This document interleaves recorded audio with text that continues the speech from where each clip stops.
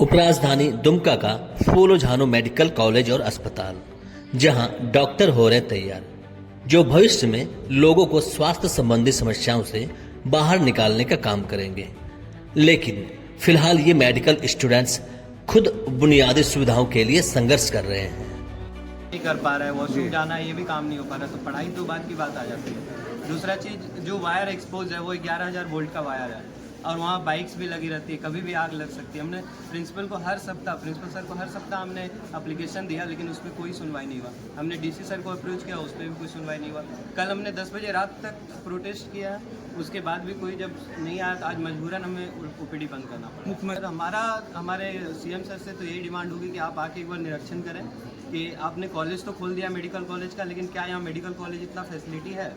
क्या यहाँ एक नॉर्मल जीने लायक भी चीज़ें नहीं है, पानी नहीं है, लाइट नहीं है, तो आदमी कैसे रहेगा? पानी और बिजली की आवश्यक सेवाओं की अनुपलब्धता के कारण इन्हें बेहद दिक्कतों का सामना करना पड़ रहा है। थक हार कर छात्रों ने एक बड़ा कदम उठाया है और अपनी मांगों को लेकर मेडिकल स्टूडेंट्स अनिश्चितकालीन हड़ताल पर चले गए हैं। डॉक्टर्स ने सामान्य ओपीडी कार्य को ठप कर दिया है, वहीं इमरजेंसी सेवाएं दी जा रही है। हमारे कॉलेज में पानी और बिजली की बहुत बड़ी समस्या है। कॉलेज का अपना जो पंप है, एक ही पंप पे पूरा कॉलेज काम कर रहा था, वो भी ख़राब होने लगा है। तो कॉलेज का कोई भी स्टेबल वाटर सप्लाई नहीं है, जो भी पानी ज़्यादातर समय कटा ही रहता है। पीने वाने का सारा पानी बाहर से ही लोग अक्सर इंतज़ाम कर रहे हैं। बिजली का भी बहुत दिक्कत है। कॉलेज का जो अपना पावर लाइन है वो सब जला हुआ है। जो यहाँ कंस्ट्रक्शन कंपनी LNT, उसी से एक तार खींचा गया जिससे पूरा कॉलेज काम कर रहा है, और वो भी अक्सर काम नहीं करता। बिजली कटा रहता है। अगर कभी बारिश हो जाए तो 24 घंटे के लिए बिजली पूरा गायब हो जाता है और बहुत दिक्कत होता है इस कारण। उसके अलावा हमारे कॉलेज में लिफ्ट भी ख़राब है, तो यहाँ हम लोग रोज़ 6 फ्लोर ऊपर नीचे हॉस्टल में और अकेडमिक में 4 फ्लोर ऊपर नीचे खुद रोज़ 3-4 बार करते हैं। और यहाँ कई दिव्यांग बच्चे भी हैं, तो उन्हें और ज़्यादा दिक्कत होती है, जो हम लोग बाकी लोगों को भी बहुत दिक्कत होती है। तो हम लोग कल से स्ट्राइक पे बैठे हैं।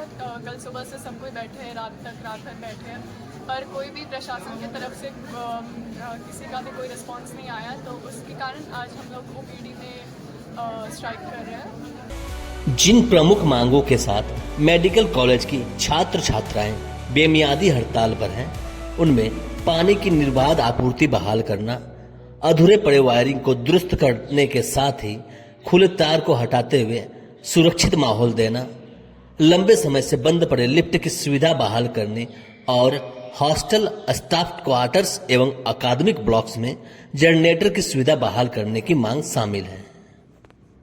सर, इसमें से रीज़न ये है, कल हमारे सारे स्टूडेंट्स ने एकेडमिक ब्लॉक के सामने लगभग 10 बजे से स्टार्ट किया, वो लगभग हमारा 10 बजे रात तक चला। इस दौरान वहाँ पे कोई भी हमारे पास शासन प्रशासन या कॉलेज एडमिनिस्ट्रेशन नहीं गया। इसके बीच में 1-2 टीचर सिर्फ जो भी प्रभारी हैं, प्रिंसिपल सर के जो प्रिंसिपल इंचार्ज है, वो गए थे और उन्होंने कुछ खास हमको ऐसा आश्वासन भी नहीं दिया, कोई ऐसी बात भी नहीं की और वो चले गए।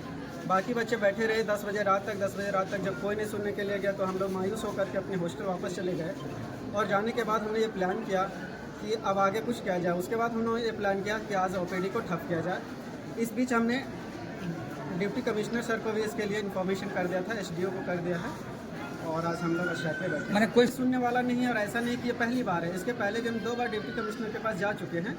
एक बार 4 या 5 नवंबर को गए थे सर, एग्जैक्ट डेट नहीं याद है, और दूसरी बार हम 5 दिसंबर को गए थे, जिसमें से हमको सिर्फ आज तक आश्वासन ही मिला। आश्वासन के अलावा कुछ भी हासिल नहीं हुआ है और ये कंटिन्यूअस हमें वाटर स्कार्सिटी फेस करना पड़ता है।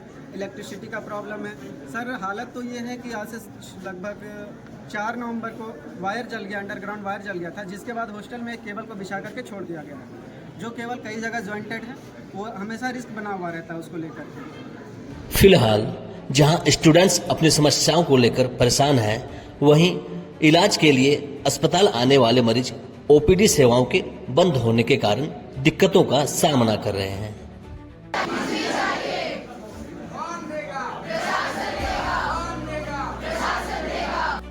छात्रों ने स्पष्ट कहा है कि जब तक सभी मांगों पर ठोस लिखित आश्वासन नहीं मिलेगा, हड़ताल जारी रहेगी।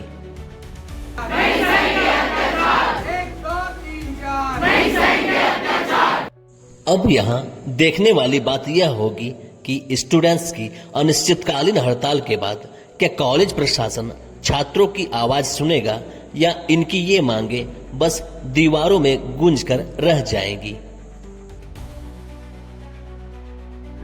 प्रभातखबर.com, विश्वास वही, रफ्तार नहीं।